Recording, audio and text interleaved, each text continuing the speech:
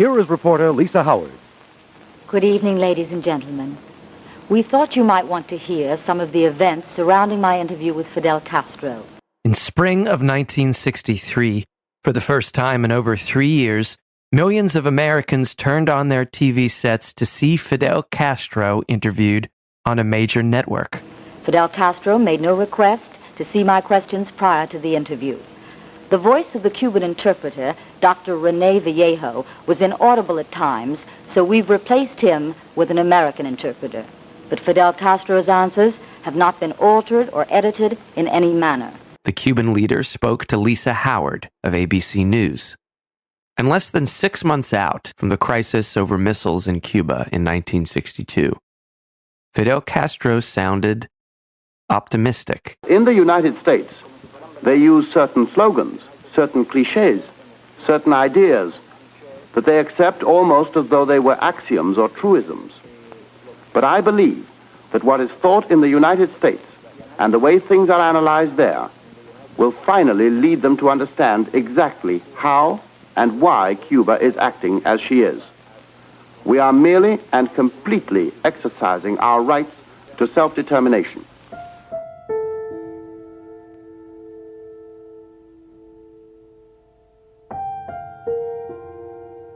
Episode 9, Cuba Libre. Last episode, we talked about the climax of the October crisis. We talked about the diplomatic back channels that were key to winding down tensions between the US and the Soviet Union.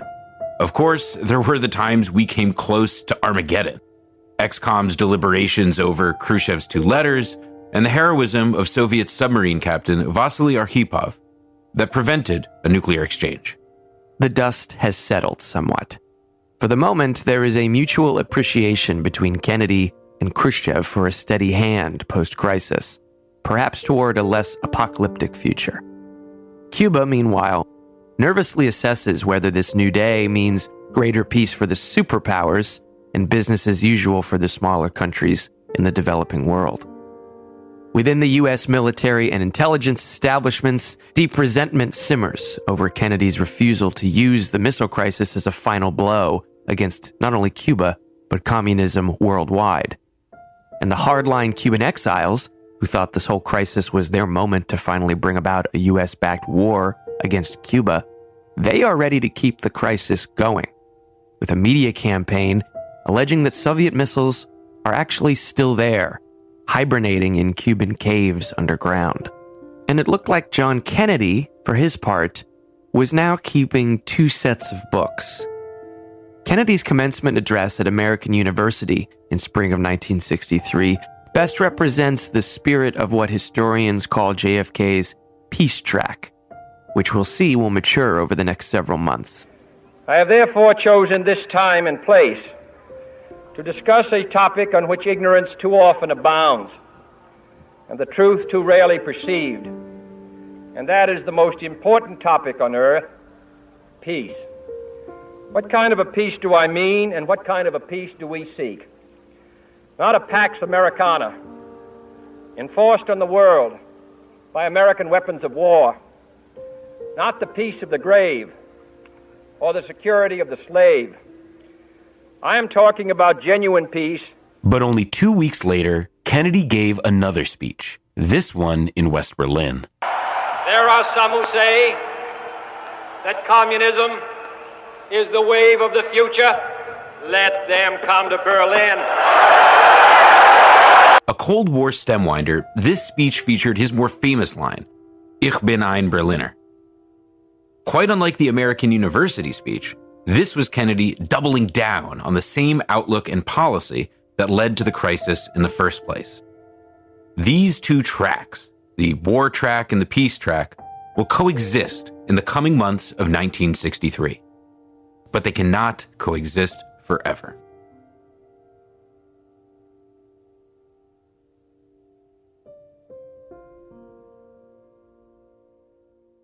Prior to the Cuban Missile Crisis, John Kennedy's poll numbers were actually slipping. But much like his recovery after the failure of the Bay of Pigs, Kennedy's numbers shot up to the mid-70s after America almost brought the world to the brink of annihilation. Capitalizing on this, the Kennedy administration plants the official story of the missile crisis with Kennedy's old friend Charles Bartlett in an exclusive to the Chattanooga Times.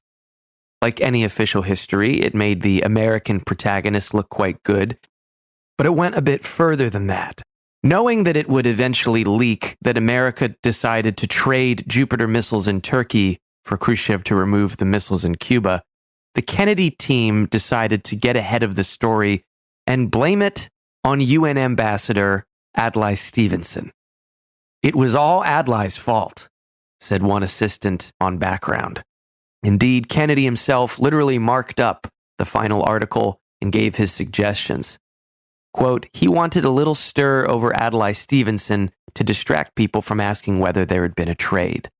Also burned in the official history put out by Kennedy was the Soviet operative Georgy Bolshakov, who had quite come in handy at certain moments of the crisis as a go-between for the Kennedy brothers and Moscow.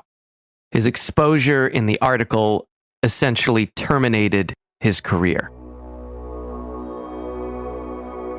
Remember that during the summer and fall of 1962, New York Senator Kenneth Keating banged the drum on missiles in Cuba, partly drawing on sources in the DRE, the CIA-funded terrorist Cuban exile group responsible for the most dramatic episodes of sabotage, murder, and terror.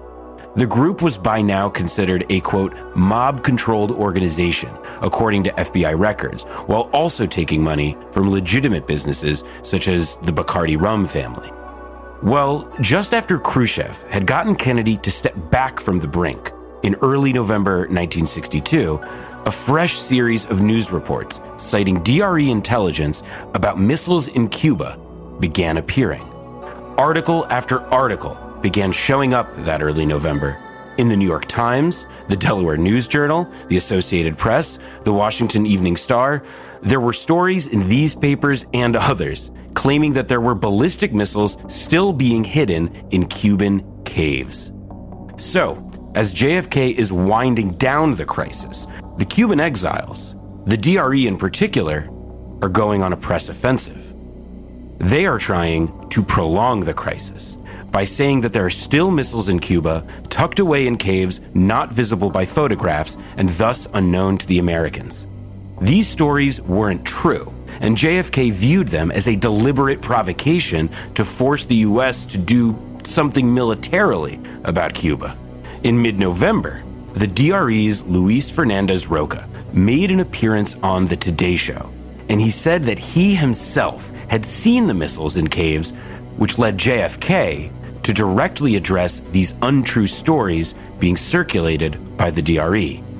At an ex-com meeting on November 12th, according to the meeting's record, JFK brought up Roca's Today Show appearance and said that, quote, "Within 24 hours, our officials interrogate every Cuban refugee who is making statements about arms going to Cuba. The refugees are naturally trying to build up their story in an effort to get us to invade." The missiles in cave stories didn't stop that November in '62, despite JFK's clear instructions. Articles about the hidden missiles continued popping up throughout 1963. The issue was even debated on the floor of Congress as a litmus test for how committed Kennedy was to overthrowing Castro. The DRE cave stunt shows that while Kennedy sympathized with the anti-Castro cause, post-crisis, he had a limit to how many of their provocations he could take. So as Kennedy was ordering CIA assets in the media to be muzzled, what was the CIA doing? And with a possible post-crisis thaw, what would happen to Operation Mongoose? A November 1962 memo written by Richard Helms' assistant on Cuba shows that the CIA's Directorate of Planning was well aware that the writing was on the wall for Operation Mongoose. Quote, "Mongoose can only live again through resurrection." At the end of November 1962, William Harvey, assassinations guru and head of Task Force W, wrote a memo for CIA Director John McCone, passed through Harvey's boss, the Phantom Menace, Richard Helms. The memo was titled Operational Plan for Continuing Operations Against Cuba. Harvey concluded that, with U.S.-Cuban relations possibly warming up after the crisis, quote, commando and sabotage operations, except in rare selective instances, will serve little purpose. Given Harvey's aversion to blunt language, the historian David Kaiser writes, it seems fair to assume that Harvey had in mind a coup triggered by Castro's assassination. In January 1963, Operation Mongoose was officially shuttered.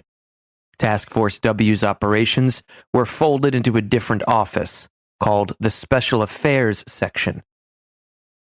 The day after the DRE's Luis Fernandez Roca appeared on the Today Show, after Kennedy asked, quote, to check every press, radio, and TV report made by a Cuban exile, CIA Deputy Director of Planning, Richard Helms, took what, according to the journalist Jefferson Morley, was a highly unusual meeting. Helms, an extremely senior agency official, met directly with Luis Roca in Washington. This was supposed to be a meeting where Helms reeled the DRE back in. After all, they had just gone on NBC and massively pissed off Kennedy. But as Jefferson Morley explains it, that's not what happened at all. In fact, Helms explained to Roca that the DRE would have a new kind of relationship with the CIA, with a new handler, a man named Walter Newby. In December 1962, through Newby, the DRE told Richard Helms that they planned to publish an open letter bashing Kennedy for softness on Cuba, unless the DRE and other Cuban exiles got more support. Helms apparently did not stop the letter. The DRE published it to media fanfare, including a huge package in the Miami Herald. Far from piping down after their meeting with Helms, the DRE, under their handler Walter Newby, only seemed to be getting louder. It certainly looked like a happy new year to the 1,113 captives returning from Cuba. Homestead Air Force Base, Florida, was their first taste of freedom after being Castro's prisoners for 20 months since the ill-starred invasion of the island. Perhaps it is now time that we check in with some people whom we left behind a few episodes back. The prisoners from Brigade 2506 were still in Cuba. Peter Kornblue and William Leogrand in Back Channel to Cuba, their recently published history of U.S.-Cuban secret diplomacy. They write, quote, within a week of the Bay of Pigs invasion, Cuban officials signaled a deal might be possible. Now, subsequent negotiations were hot and cold on and off for the next year. But in April 1962, after some preliminary talks, the White House tapped a diplomat and one-time OSS officer, James Donovan, the man who had successfully negotiated the release of U-2 pilot Gary Powers. Donovan and Castro worked out a deal in time to get the prisoners back to the U.S. for the holidays that year. On December 21st, 1962, an agreement was reached and signed, assuring the delivery to Cuba in stages of $53 million of food, medicine, and other supplies by the following summer. A few airlifts from Cuba had the 1,000-plus Bay of Pigs prisoners back in the U.S. by Christmas Eve. Castro used the prisoners to extort medical supplies and baby food from America to the tune of $53 million. Negotiator of that hard bargain was the attorney James Donovan. Perhaps for the first time in his life, Fidel had met with an honest broker from the U.S. government. Quote, you and I have always dealt together in good faith, Castro reportedly told Donovan at the time of the prisoner release, hoping to negotiate on other prisoners into the future. I want to express great appreciation to the brigade for making the United States the custodian of this flag. I can assure you that this flag will be returned to this brigade in a free Havana.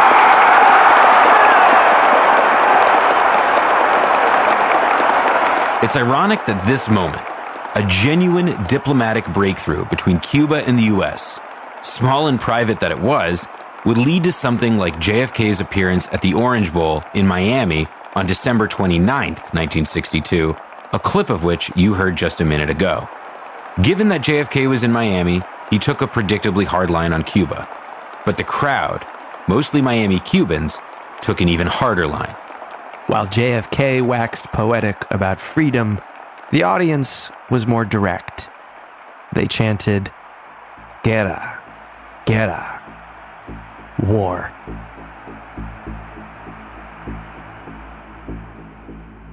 On January 25th, 1963, a month after the release of Brigade 2506, Donovan went back to Cuba, and Fidel greeted him warmly.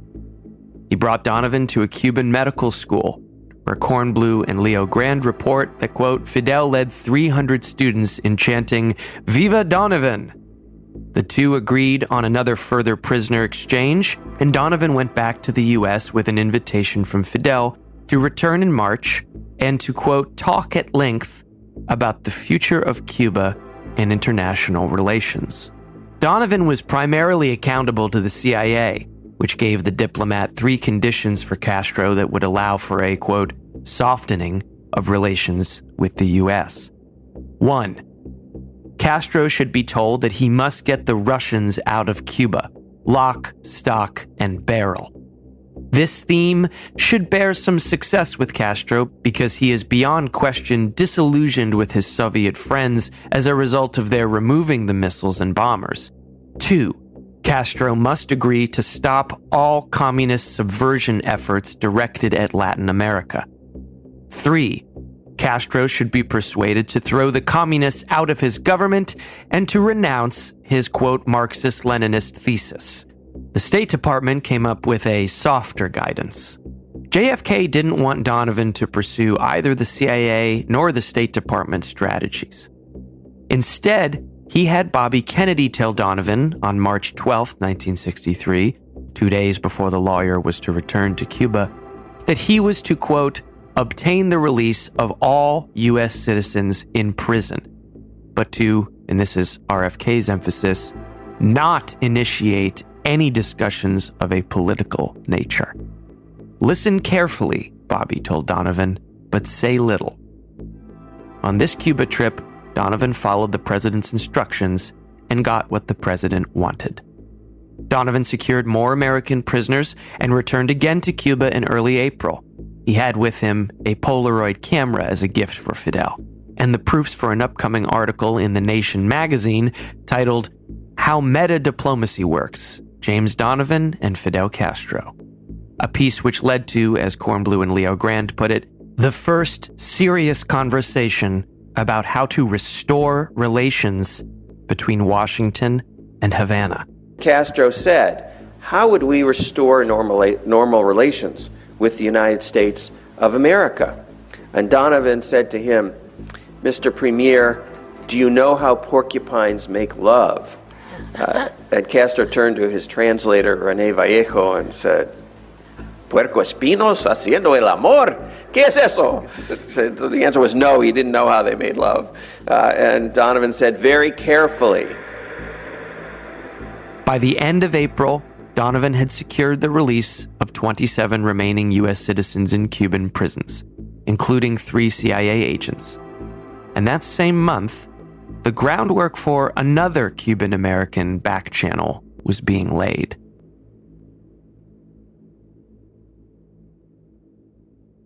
On March 19, 1963, Antonio Veciana, the chief of the CIA-backed Cuban exile terrorist group Alpha 66, held a press conference.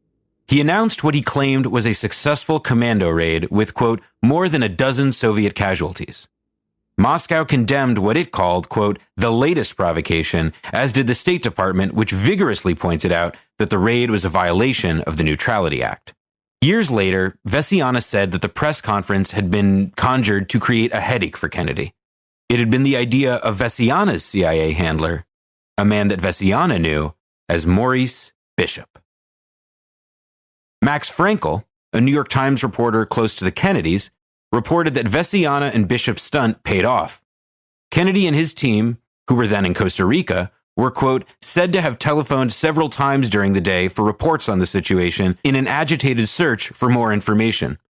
Frankel goes on, most officials in Washington were embarrassed by the incident, and were disapproving of such action in private as well as public comments. The State Department's official statement was harsh, declaring that the American government was, quote, strongly opposed to what Alpha 66 had done and other raids like it. But the Kennedy administration's real payback was yet to come.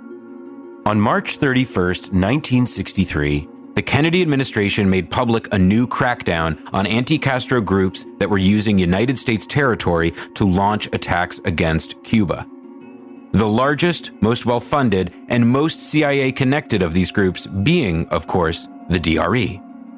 According to the New York Times story from the following day, Bobby Kennedy's Justice Department, quote, placed restrictions on 18 Cubans in the Miami area, including Alpha 66's Antonio Veciana and DRE members like Luis Fernandez Roca and Isidro Borja. And just below that Times story about Bobby Kennedy's new move was an AP Wire story from Miami titled Exiles Irked by Order. These restrictions, quote, convert us into enemies of the American government more than of the very communist government of Cuba we are trying to fight. And this crackdown wasn't a one-off event. An April 2nd headline in the Tampa Tribune, quote, British sees 17 anti-Castro raiders, acted on tip from U.S. officials. On April 21st, the Associated Press reported on the recent resignation of Jose Miro Cardona from the Cuban Revolutionary Council, one of the original CIA puppet groups. Cardona was bemoaning the diplomatic turn of the Kennedy administration, including Donovan's successes in getting the Bay of Pigs prisoners released. A sense of crisis was now coming over many Cuban exile leaders. Quote, members of those fighting groups, and indeed a large number of the exile community, are boiling with resentment. The spring and summer of 1963 were an extremely active time for anti-Castro exile groups, especially the DRE. Its $50,000 a month CIA budget, per instructions from high levels of the agency, remained intact. In September 1963, a jam wave cable noted, the DRE took out an ad in the softcore porno tabloid C magazine, toting the group's $10 million bounty on Castro's head. And the group's handler, Walter Newby, meanwhile, was promoted to chief of PSYOPs at the Miami station. He still worked with the Cubans. This just meant that the DRE was now being run by one of the agency's top propaganda and disinformation specialists. Are you telling me, Dr. Castro, that there are no Soviet troops and armaments in Cuban soil? You call Soviet troops. We call technicals. You understand? In April 1963, ABC News journalist Lisa Howard took a crew and flew to Havana to film a rare interview with Fidel Castro himself. And Howard was a trailblazer, one of the first prominent American women in TV news. She had once been a soap opera star in the 1950s, but by this point her journalistic bona fides were indisputable. Peter Kornblue writes, quote, Howard emerged on the media scene in 1960, covering the United Nations. She became the first journalist to score an interview with Soviet Premier Nikita Khrushchev. After ABC News hired her to cover the 1961 Vienna summit between Khrushchev and Kennedy, she became one of the first women to anchor a television news program. Her one-hour special, Fidel Castro Self-Portrait, which aired in May of '63, marked a definitive and public overture for something like peace. Cerrarse todas las puertas al comercio entre Cuba y Estados Unidos. A Cuba no le quedaba otra alternativa. Tell her that it is true that when the United States suspended the sugar quota of Cuba, when the United States closed all the doors to trade between Cuba and the United States, Cuba had no other alternative from the economic standpoint than to tighten its economic relations with the Soviet Union. She now wants to know what would have happened if those measures had not been taken, if the United States had accepted expropriation. Well, I don't know. But I don't believe that you can answer a question like that just categorically. We can't know exactly how events would have followed if such a stand had been taken by her country. But I do believe, and of this I'm convinced, that relations would have been very different Fidel Castro's message wasn't lost on the press. Perhaps the bluntest headline reaction was from the Cleveland Plain Dealer. Quote, Castro would like to talk with Kennedy.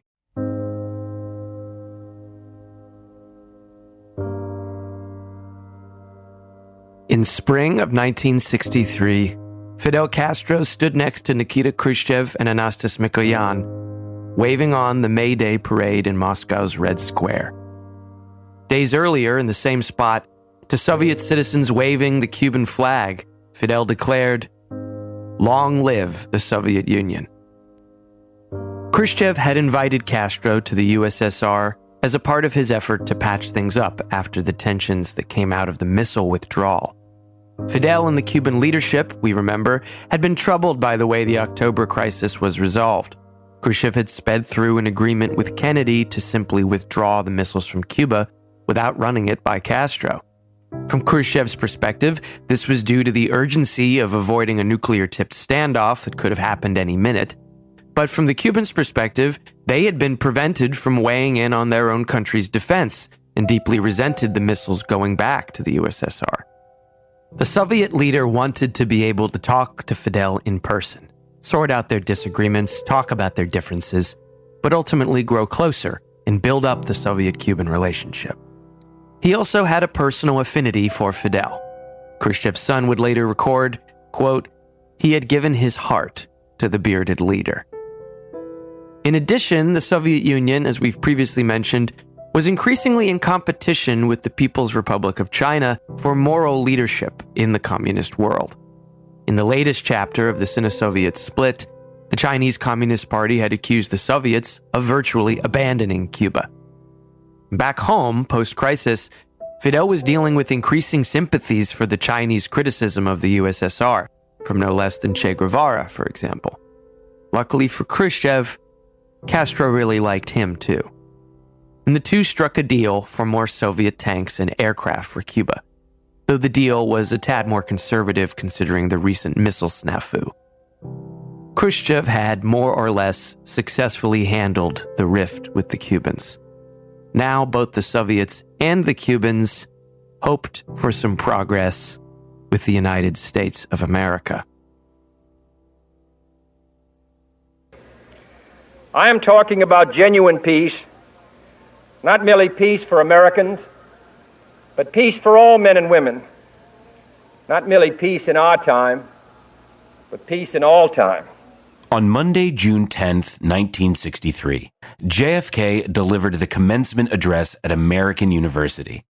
As you heard at the start of the episode, he declared the topic right out of the gate. I speak of peace because of the new face of war. Total war makes no sense in an age where great powers can maintain large and relatively invulnerable nuclear forces and refuse to surrender without resort to those forces.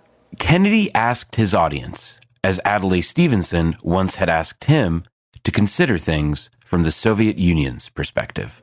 Some say that it is useless to speak of peace or world law or world disarmament, and that it will be useless until the leaders of the Soviet Union adopt a more enlightened attitude. I hope they do.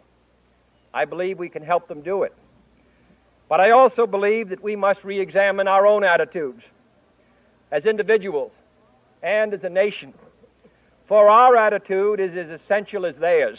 And in a first for any U.S. president, Kennedy recognized the huge sacrifice paid by the Soviet Union in the war against Hitler, which the American public had always been told was a happy ending that we brought about.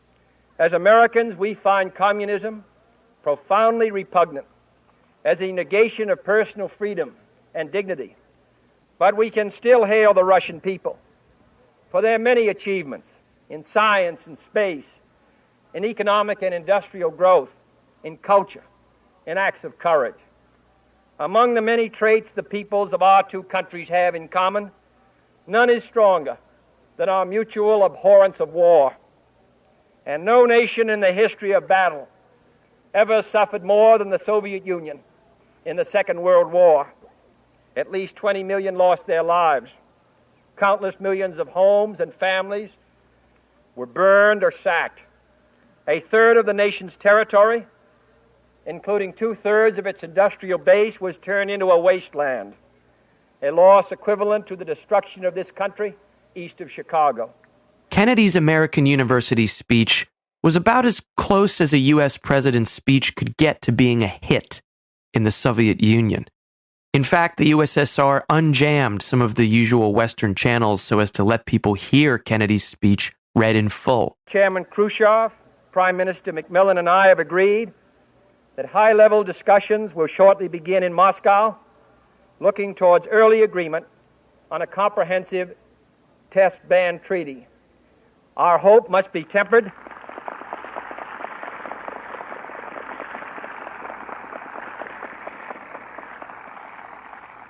Our hopes must be tempered with the caution of history, but with our hopes go the hopes of all mankind. Off the buzz from JFK's American University speech, a month afterward, U.S. and Soviet representatives were able to come to terms on a limited test ban treaty in July 1963. Moscow signed it into law the next month, and JFK handheld the Senate into passing it in September. On October 7th, the president officially ratified the nuclear test ban treaty. More privately, other significant diplomatic breakthroughs were taking place at the same time. ABC journalist Lisa Howard, who had continued the cause of normalizing relations with Cuba after her TV interview with Fidel, had a word with her friend William Atwood. Atwood was U.S. ambassador to Guinea and also an advisor to Adlai Stevenson. In a fun fact, before his diplomatic career, Atwood had been a journalist, and in fact was the guy we mentioned in the very beginning of this season who had traveled to Cuba after the revolution and heard open talk of assassinating Fidel. So Lisa Howard persuaded Atwood to draft a memo that, as Peter Kornblue and William Leo Grand describe it, laid out the rationale for a low-profile contact with Cuban authorities. Though Adlai Stevenson personally liked the proposal, he was skeptical it would fly, saying, quote, "Unfortunately, the CIA is still in charge of Cuba." But Kennedy gave a green light: make contact with the Cubans at the UN. Here's the account of Carlos Lechuga, then the Cuban ambassador to the UN. The General Assembly of the United Nations began its new session on the second Tuesday in September 1963. That was the setting JFK chose for initiating a rapprochement with the Cubans. At midday on September 23rd, Lisa Howard came up to me and told me that Ambassador William Atwood of the U.S. delegation wanted to talk with me and that it was urgent as he was going to Washington the next day. The journalist invited me to a party at her home that evening and said that it would be the best opportunity I would have for meeting with Atwood. The U.S. ambassador was introduced to me in the living room of Lisa Howard's home, in the midst of cocktails, sandwiches, diplomats, and journalists. He lost no time in saying why he had wanted to meet me. He said that Stevenson had authorized him to do so, and that he would be flying to Washington in a few hours to request authorization from the president to go to Cuba to meet with Fidel Castro and ask about the feasibility of a rapprochement between Havana and Washington. Atwood, who had until recently served as the ambassador to the West African country of Guinea, told Lechuga that he had two pictures on his office wall. One was of Fidel waving from a plane, and the other was of Fidel and Atwood's wife. He told Lechuga that, quote, many members of the U.S. government were convinced that they could still undo the Cuban Revolution. And he suggested that Cuba should imagine what Kennedy's next likely presidential opponent, Barry Goldwater, might do as commander-in-chief.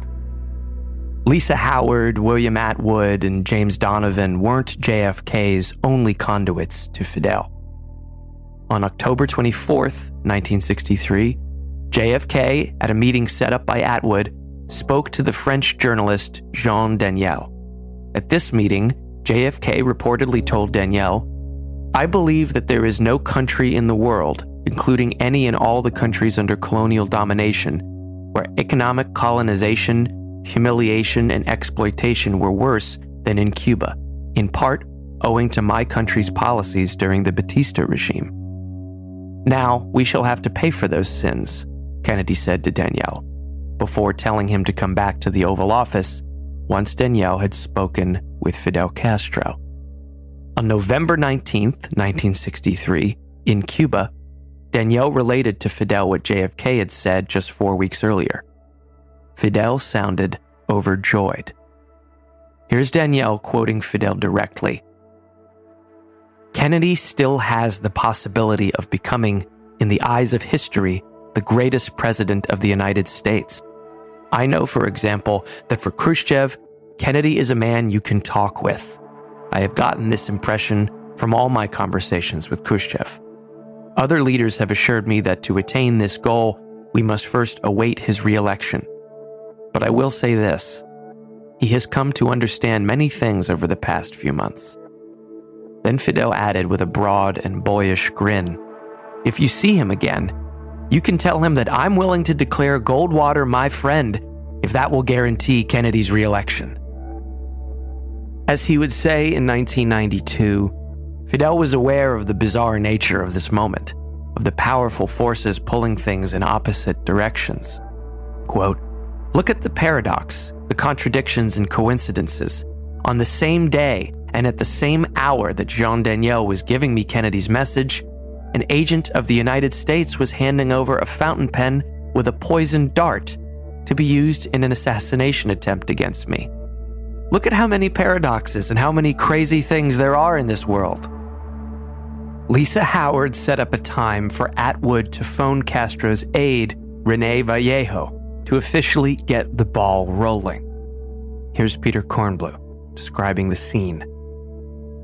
When Atwood arrived at Howard's residence at midnight on the evening of November 18th for the call, Howard greeted him wearing a lavish dressing gown. As she dialed Cuba again and again, attempting to track down Vallejo, they listened to jazz, drank bourbon, and discussed French philosophers. In her diary, Howard recorded this dramatic turning point in her protracted efforts to connect Washington and Havana. D-Day for the telephone appointment. We put through the call. No Vallejo. Placed at least 7 calls. Read Camus out loud.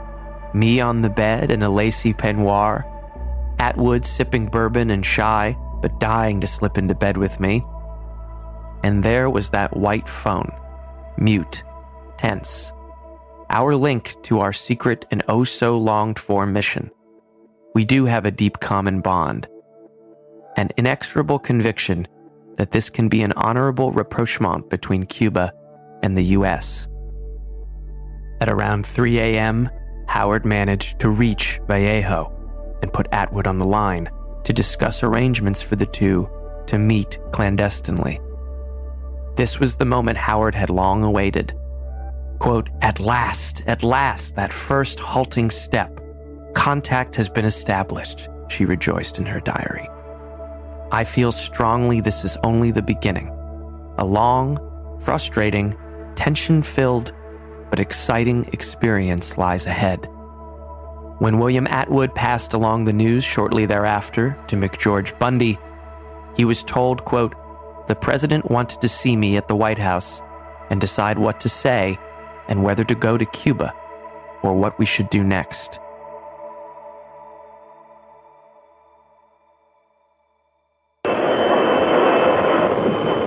Few signs and evidence among the crowd, and mostly friendly.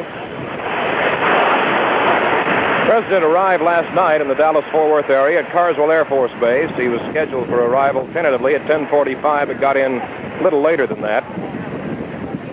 But was met by a very large crowd. November 2nd, 1963. JFK was scheduled to appear at the Army Air Force football game in Chicago. At the last minute, he didn't show up. That's because 2 major threats had been uncovered against the president's life. Abraham Bolden, a Secret Service agent on JFK's presidential detail, reported receiving a phone call from a motel manager. The motel manager had seen something disturbing in a room that he had rented to 2 Cuban guests. Quote, several automatic rifles with telescopic sights, with an outline of the route that President Kennedy was supposed to take in Chicago that would bring him past that building. The other threat was in the form of the arrest of Thomas Arthur Valley. Valley was a 30-year-old ex-Marine and photolithographer who worked in a building along Kennedy's motorcade's route. An informant had told the FBI that Valley had a lot of guns, and after Valley was interviewed by the FBI, Valley was tailed by the Chicago police. Federal authorities had observed the ample ammunition and firepower in Valley's home. Chicago PD used a traffic violation as a pretext to arrest Valley and charge him with assault with a deadly weapon, and they found hundreds of rounds of ammunition in his car. According to a write-up of the Chicago event from the FBI's special agent in charge, quote, it appears that Valley is a loner, that he was classified by an Army Veterans Hospital as a schizophrenic, that he is an active member of the John Birch Society, that his feelings have been much influenced by that society, and that he has a silver plate in his head as a result of his injury in service. But the president, of course, is going to go on that motorcade when he arrives here and takes off through downtown Dallas. He'll go down Lemon Avenue, Cedar Springs, Harwood to Main, and the big portion of it right down Main Street in Dallas from Harwood, which is right at the police department and city hall area, all the way down Main Street past the courts building, where he'll turn on Houston to Elm, go under the triple underpass, and then shoot on out Stemmons to the Mart, where he will speak at noon. On November 17th, 1963, the FBI sent out a warning concerning a threat to President Kennedy in Dallas from right-wing militants connected to the National States Rights Party. Air Force Number 1, ladies and gentlemen, carrying the President of the United States with the seal on the side. On November 18th, JFK went to campaign in Miami and spoke publicly a few different times.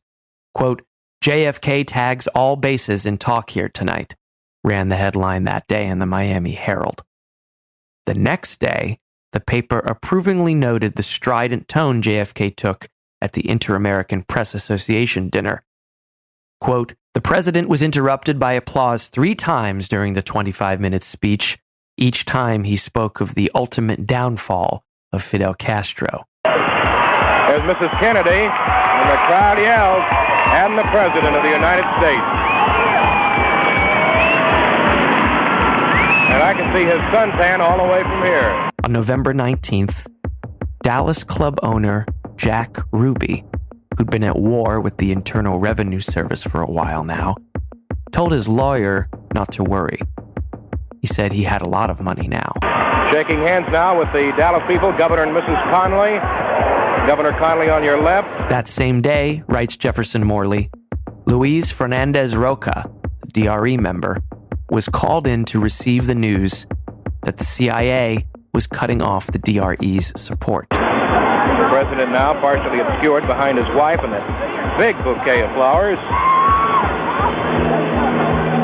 November 22nd, in the morning, Jack Ruby called up a friend. Mrs. Kennedy stepping in the car first. Now the president. They both in the back seat now. He invited them to go downtown to watch JFK's motorcade come through on the president's campaign stop in Dallas. Presidential car moving out. The president and first lady. Big, beautiful Lincoln. What Ruby couldn't know was that his friend would eventually be revealed as an informant for the IRS, who would later write in an official report to his handlers that what Jack Ruby specifically asked was, would you like to watch the fireworks? That motorcade will swing way around, go by the Continental Airlines maintenance hangar, head out for downtown Dallas, where thousands should already be on the street right now, waiting for a view of the president and his wife.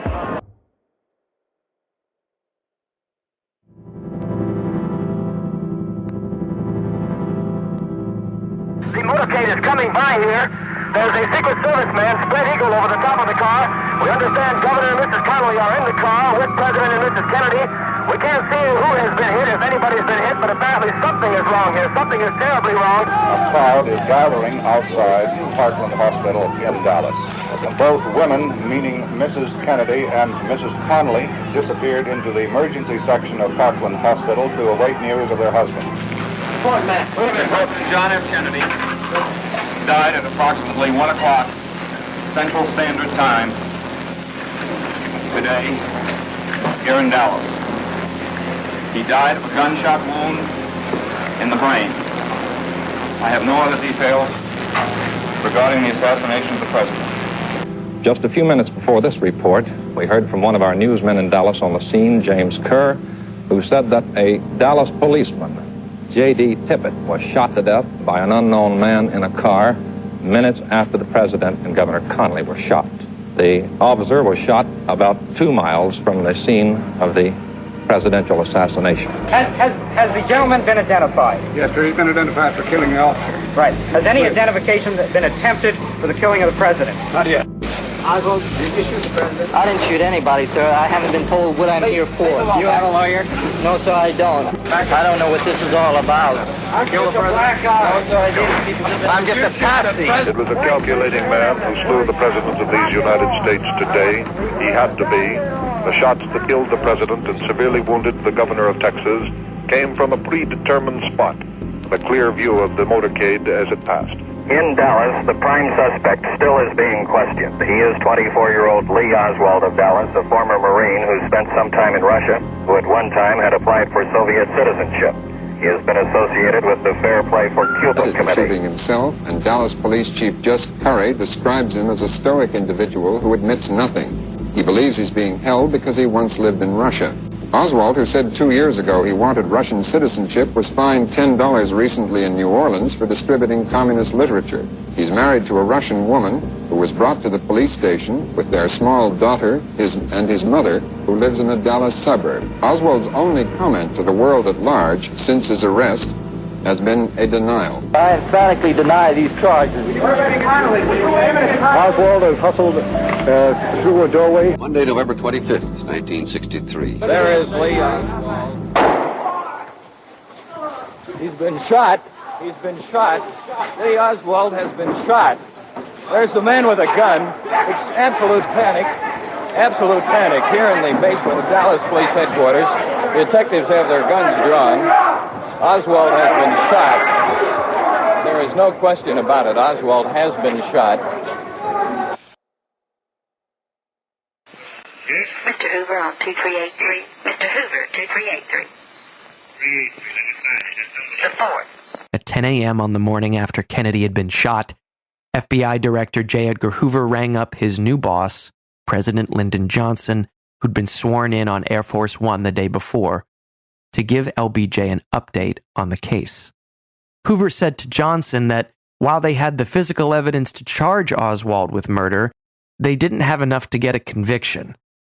And they didn't understand a visit that Oswald had reportedly made to the Soviet embassy and Cuban consulate in Mexico. Hoover said that a preliminary investigation had shown that the person making some of these visits, well, he didn't appear to be the Lee Harvey Oswald presently in custody in Dallas.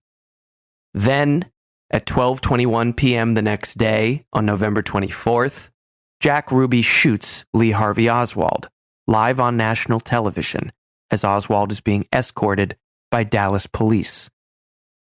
Investigators would later discover that Ruby, who was tight with many Dallas cops, had actually tried to slip into the room where Oswald had been held. A reporter who knew Ruby said that he'd seen him at the hospital around the time that JFK was pronounced dead. In the following days, President Johnson complained over the phone about the pressure building for an independent commission to investigate Kennedy's murder. Johnson feared that this would make things needlessly messy. On November 25th, the day of Kennedy's funeral, Johnson phoned J. Edgar Hoover with bad news.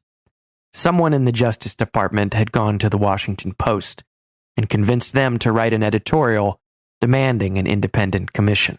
Apparently some lawyer in Justice is lobbying with the Post because that's where the suggestion came from to to this presidential commission, which we think would be very bad, put it right in the White House.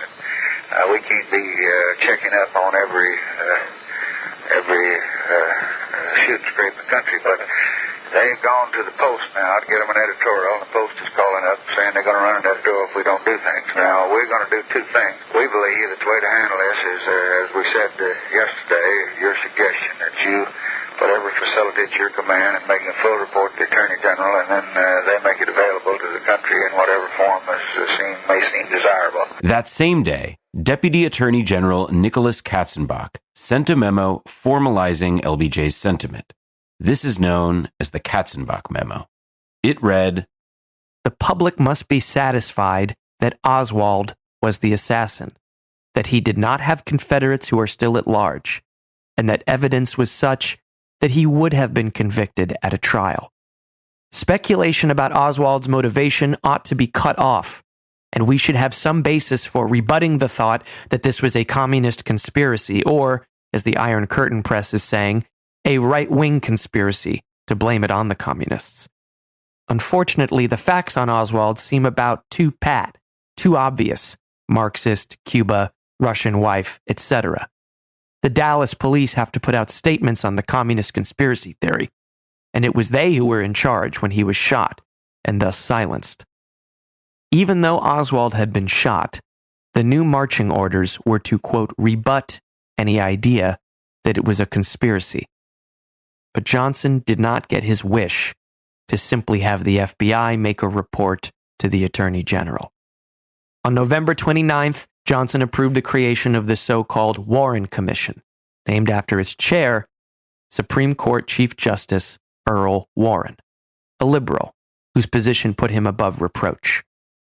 The final Warren report that was issued in September 1964 laid down exactly what Lyndon Johnson had wanted the official line to be, as expressed in the Katzenbach memo, which was written only hours after Jack Ruby had killed Lee Harvey Oswald. Lee Harvey Oswald had acted alone. Jack Ruby had killed him on a spontaneous impulse. The physical evidence and FBI investigation, the commission claimed, proved as much.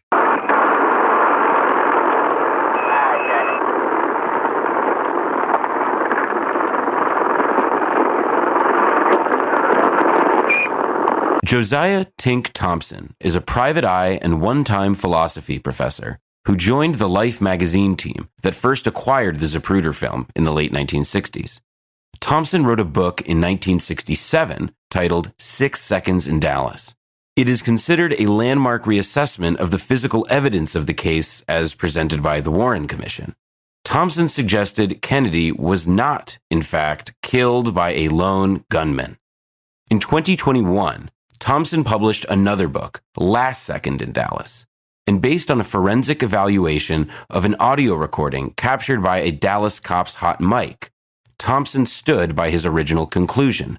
Thompson's conclusion, he writes in his newest book, the restored acoustic evidence now provides a matching soundtrack to the Zapruder film.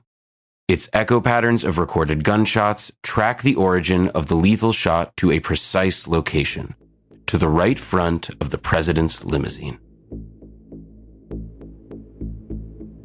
Jack Ruby is one of the two people who, in the opinion of the U.S. government, is definitively tied to the JFK assassination. After all, he shot Lee Harvey Oswald. Ruby would go on to claim that he did this out of admiration and love for President Kennedy. Ruby was a wannabe gangster from Chicago, and in 1959, he visited Cuba, one of the many underworld figures interested in making money off the island's troubles. The historian David Kaiser writes that, according to a British journalist who was imprisoned there along with Santo Trafficante, Trafficante was visited by, quote, another American gangster type named Ruby. Trafficante was released 10 days after Ruby's arrival. Later that year, Ruby opened his strip club in Dallas. Jack Ruby's strip club in Dallas, the Carousel Club, worked as part of a national network that was linked with organized crime. Strippers would be shuttled from location to location on a regular circuit between different cities. In Ruby's case, Dallas and New Orleans. His business relied, critically, on paying off local cops and paying off the mobsters who had staked his club in the first place. And in the weeks leading up to JFK's assassination, Robert Kennedy had been increasing the temperature on organized crime. Carlos Marcello, Santo Trafficante, and Sam Giancana were all feeling the heat. Ruby's considerable IRS debt likely amounted to around a year's worth of revenue at his club. In the weeks before his murder of Lee Oswald, Ruby was calling mobsters across the country. After the shooting, Ruby's assistant later said, Ruby instructed him to take a pile of cash hidden at the Carousel Club to Ruby's business partner. The assistant complied with the request. The following was recorded on August the 17th, 1963 by William K. Stuckey in New Orleans, Louisiana.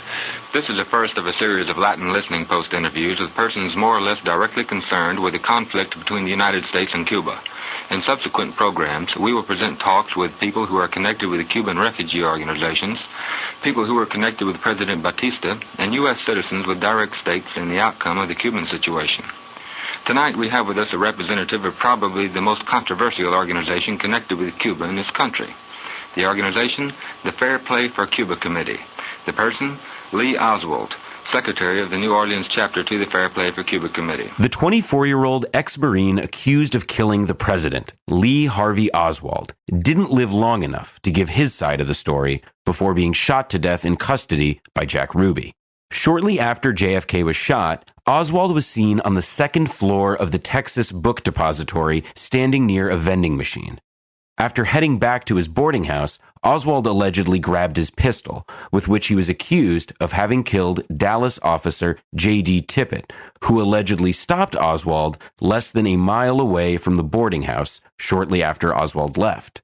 To this day, it has not ever been established why Tippit stopped Oswald or why the officer didn't immediately respond to dispatch calls to go downtown after the president was shot.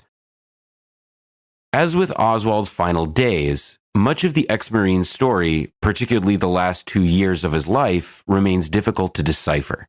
Lee Harvey Oswald was born in New Orleans in 1939. His father died before Lee was born, and Oswald grew up with his mother between New Orleans, New York City, and the Dallas area. As a teenager in New Orleans, he joined the Civil Air Patrol, a civilian air training ROTC sort of thing, where in 1955, he was photographed in a group with David Ferry, the personal pilot of Carlos Marcello, the mafia don of Dallas and New Orleans. Shortly after his 17th birthday in 1956, Oswald joined the Marines. He was later trained as a radar operator in Japan. Oswald's brother, who also served in the Marines, later testified that Lee had joined the Marines in order to get away from their mother. Supposedly while in the Marines, Oswald developed left-wing political leanings, or at least he began announcing himself as an avowed Marxist. After claiming that he needed to care for his mother, Oswald received a discharge from the Marines. Before his 20th birthday in the fall of 1959, reportedly after having learned basic Russian, Oswald traveled to the Soviet Union, arriving in Moscow that October. This was identified as a defection to the USSR. The American consul in Moscow, who officially received Oswald's attempt to renounce his American citizenship, was puzzled by the man. Though Oswald claimed to be defecting on Marxist principles, the consul later told the Warren Commission in a cable that, quote, I recall a strong impression that he used simple Marxist stereotypes without sophistication or independent formulation. In the age of the U-2 spy plane, which we've heard was quite important to the U.S. in the Cold War, naval intelligence didn't think that a radar technician previously stationed in a Soviet border country was worth the extra bother. Shortly before Oswald's departure, CIA Deputy Director of Planning Richard Bissell, remember him? He wrote a memo dated September 2nd, 1959, titled Operations Against Soviet Targets. And what Bissell said the Cold War demanded was a, quote, coordinated clandestine attack by all operating elements of the clandestine service which have operational opportunities. While in the USSR, Oswald was assigned to live in the city of Minsk. The KGB was wary of him on arrival, Oswald worked in a factory, he dated around, and said infamously little, though it has since been established that his Russian was fluent, a proficiency that had to have been mostly acquired before his arrival in the Soviet Union. On May 1st, 1960, as we mentioned several episodes ago, the Soviet Union shot down Gary Power's U-2 spy plane. And near the end of that year, the former Marine radar technician Oswald would begin making inquiries about reclaiming his U.S. passport. At a dance in March of '61, the 21-year-old Oswald met 19-year-old Marina Prusakova, who lived with her uncle, a colonel in Soviet domestic intelligence. Oswald and Marina married 6 weeks later and had a daughter who was born in February 1962. Oswald, with his new family, moved back to the United States in the summer of 1962, which was easier than you might expect, considering Oswald had been labeled a defector to the Soviet Union during the height of the Cold War. You might think that Oswald would have been counting his blessings, that the U.S. government wasn't going after him. But in fact, Oswald wrote to Texas Governor John Connally asking that his dishonorable discharge, which Oswald had earned after the fact with his defection, be overturned. After returning from his defection to America's enemy in the Cold War, Oswald and his new Russian wife even received a small loan from the U.S. government.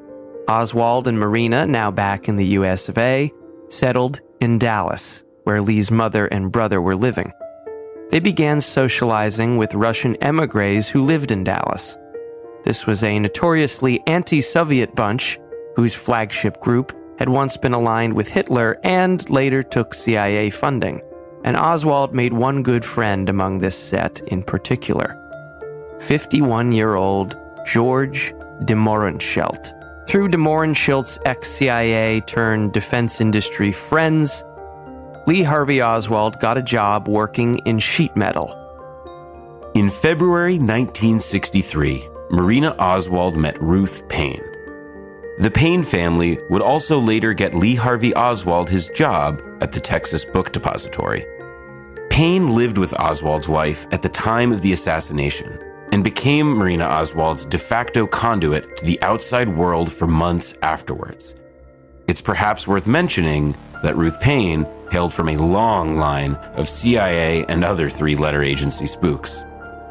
When Oswald arrived in New Orleans in May of 1963, he first visited his uncle Dutz Murrett, who was later established to be a bookie working for, as historian David Kaiser describes it, one of the closest associates of Carlos Marcello, the New Orleans Mafia Don. Within 2 weeks of his arrival, Oswald had begun work at a coffee company owned by brothers known for their support of the anti-Castro cause.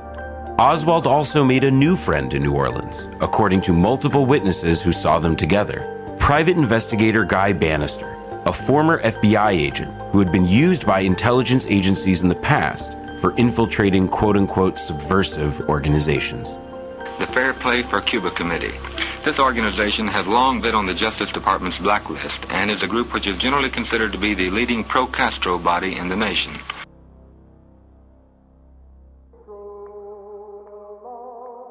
August 5th, 1963.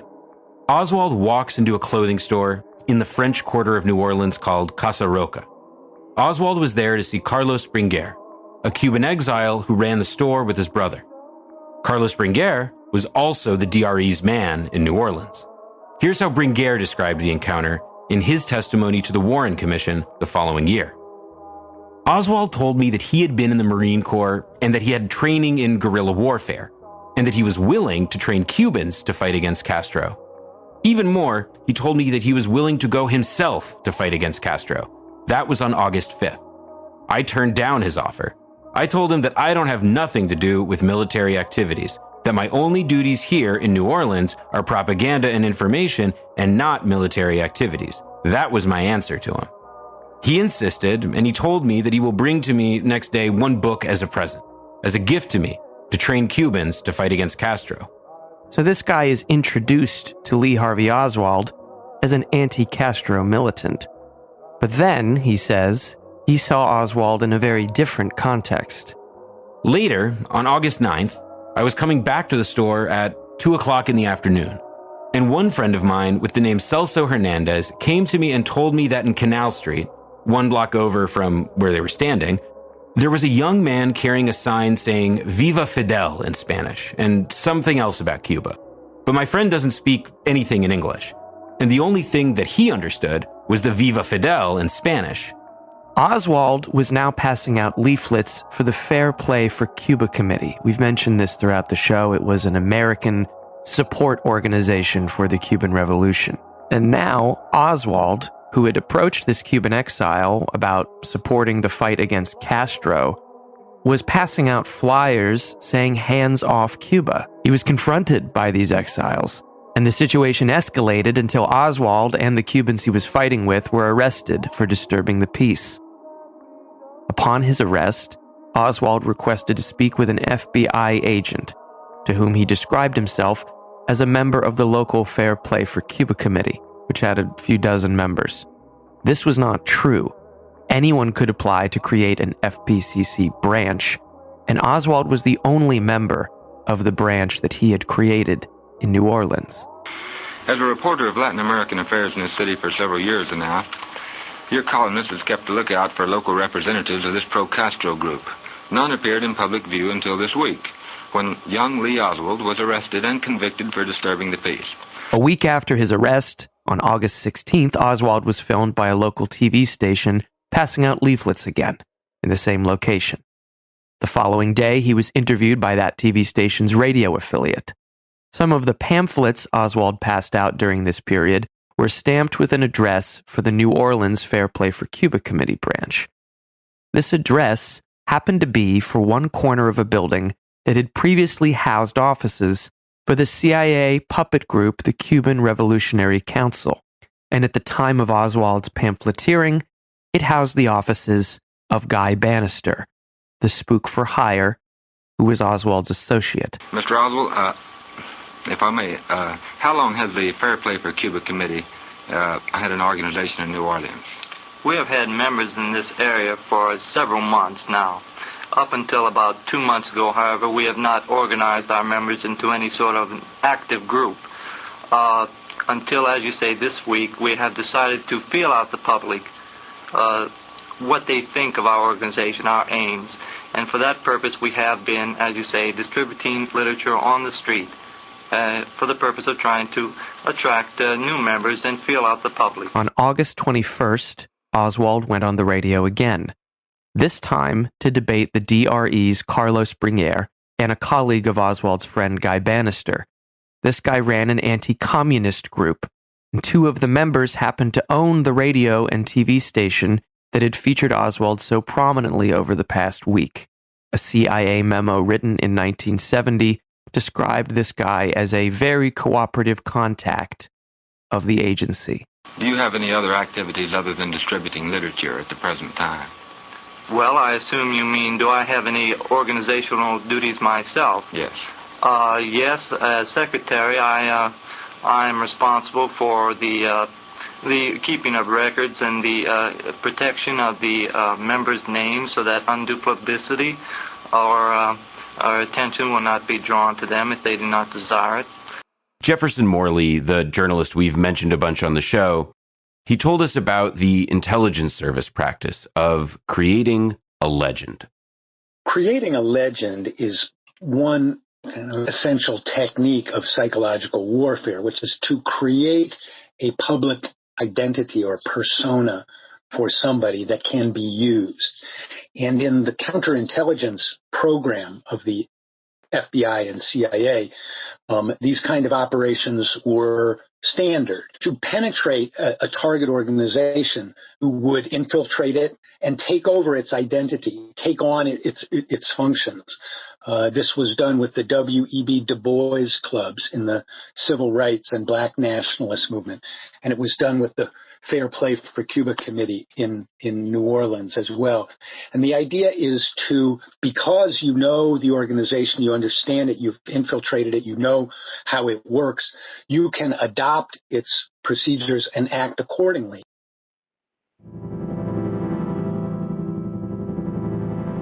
The Cuban consulate in Mexico City was one of the CIA's most heavily surveilled foreign diplomatic postings because of its reputation as a way station of sorts for American leftists headed for Cuba. In late September 1963, Ruth Paine came to New Orleans to pick up Marina Oswald and the Oswald's daughter. Oswald and Marina had been separated once before earlier in the year, and now Ruth was taking Marina and her daughter back into the Paine home in Dallas. Oswald's exact movements at this moment are difficult to track, but according to the Warren Commission, Oswald eventually made his way to Mexico City.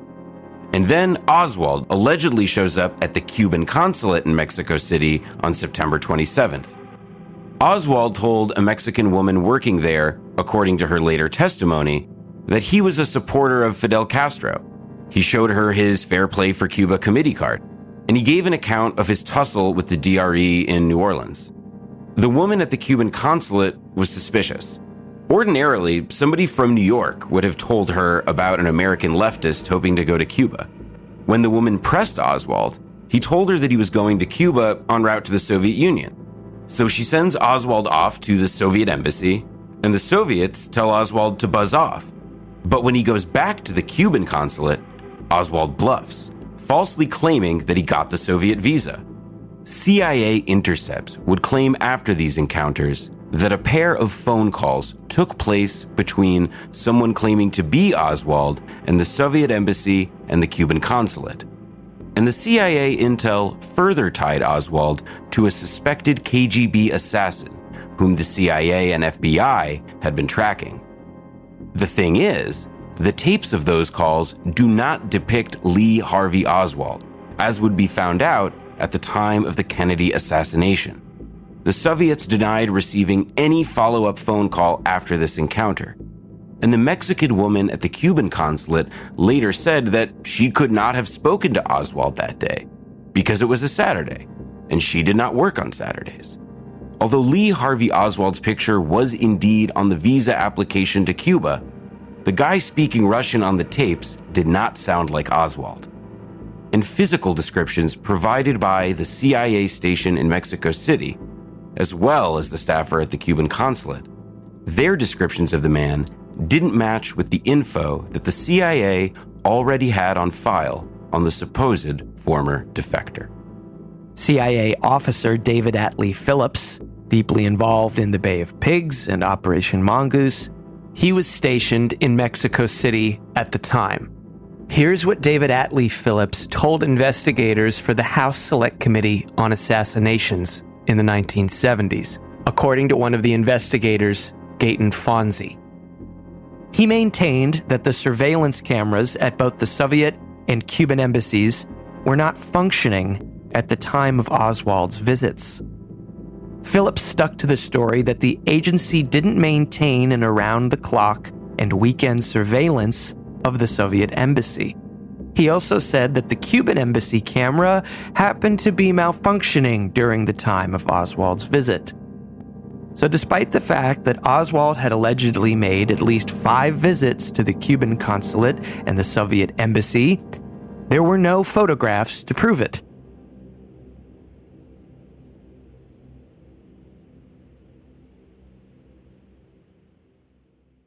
Ruth Paine, the woman who helped Oswald get his job at the book depository and who took in Marina Oswald.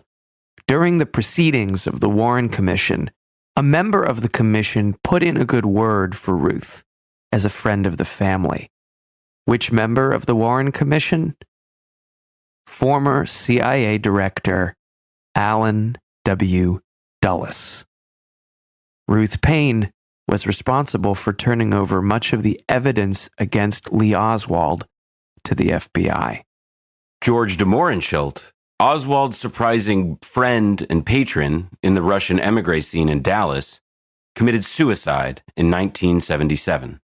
He killed himself shortly after he was contacted by Gaten Fonzie as part of the House Select Committee investigation. After being told that Fonzie had left a message for him, de Mohrenschildt reportedly walked upstairs calmly and retrieved a 20-gauge shotgun. Abraham Bolden was the Secret Service agent who reported the threat against JFK in Chicago at the beginning of November in '63. Bolden was the first black man to serve as a Secret Service agent on the presidential detail. He was arrested before he could testify before the Warren Commission about the Chicago JFK threats. Bolden was brought up and convicted after 2 trials on charges of improper conduct. To this day, Bolden maintains the charges against him were false. For years, the true identity of Walter Newby, the CIA case officer of the DRE in the year leading up to the Kennedy assassination, was a mystery. After the Warren Commission, Newby and his cover to the DRE as Mr. Howard remained intact, even through the 1970s congressional inquiries into the clandestine services. Here's a couple examples of how the CIA protected Newby. He was given flawless performance reviews by his bosses for his job managing the DRE, and when the House of Representatives created the Select Committee to reopen the JFK and Martin Luther King Jr. cases in the 1970s, the CIA tapped one guy to be their point man to the Select Committee. This guy was responsible for managing all the information the committee officially got from the CIA about the CIA during the JFK assassination. This guy was a buffer. And that guy was named George Ioannidis. And he was also Walter Newby.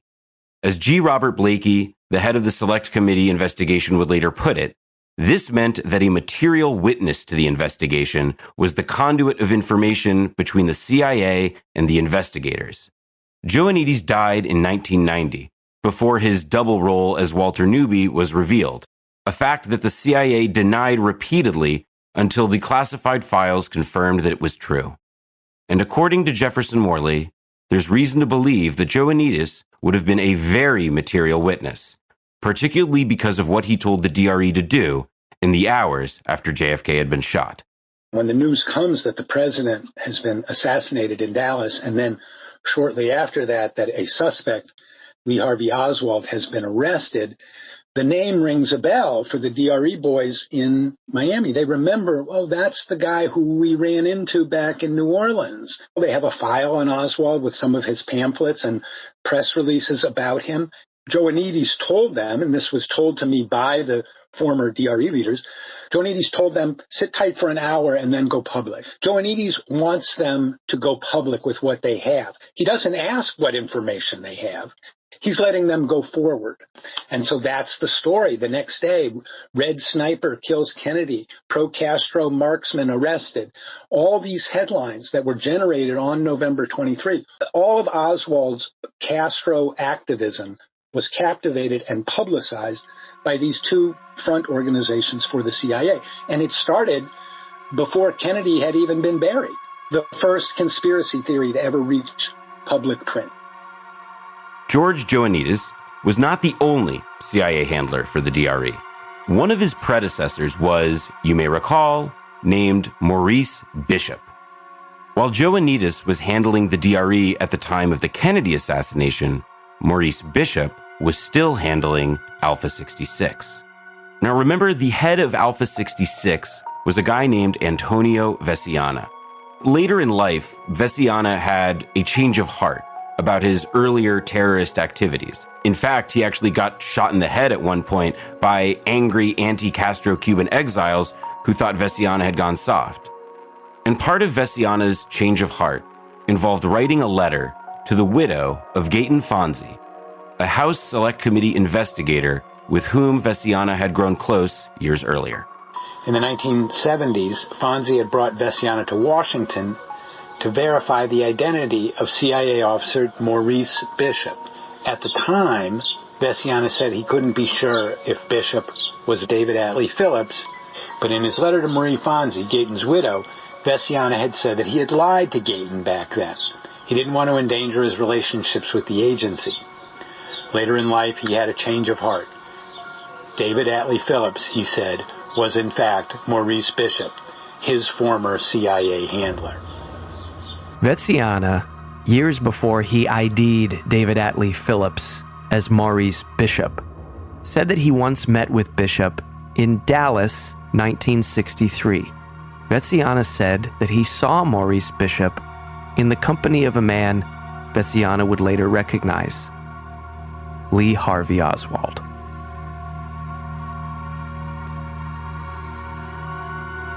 The day after the assassination, Fidel Castro gave a speech in which he rebuked anybody celebrating the murder of Kennedy.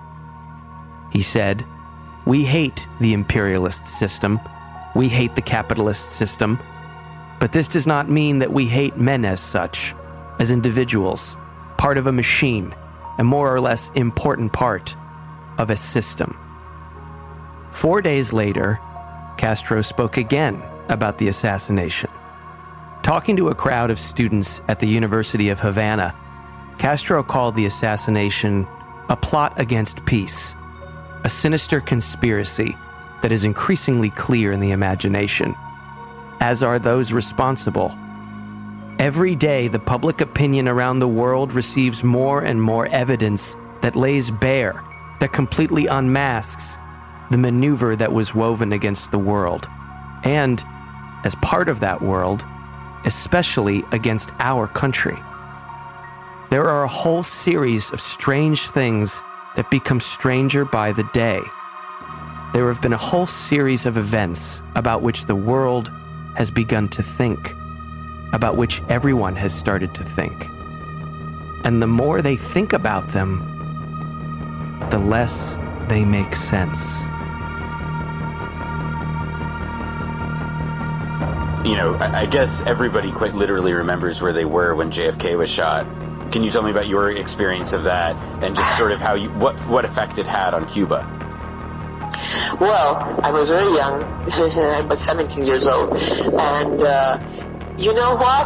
At the beginning, we said, well, he deserved that. Like he had done something to earn it? Yes. When you do bad things, with something becomes you. Like that. That was what I was thinking, and my classmates were thinking. And the professor that was teaching us political economy said, no, don't think like that. No, he told all of us, don't think like that. He told us that we were completely in a horrible position. He made us think. Why did your professor say it was horrible? What did he explain to you? He explained that something even worse was coming to the United States.